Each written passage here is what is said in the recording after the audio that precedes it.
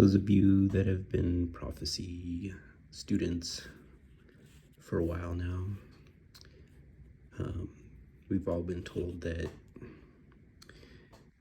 this Daniel 9:24, the 70 years began May 14, 1948, as the restore Jerusalem. 70 years.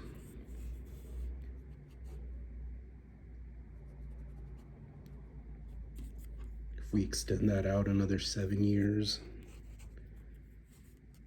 no Messiah, no daily sacrifice taken away. Go read those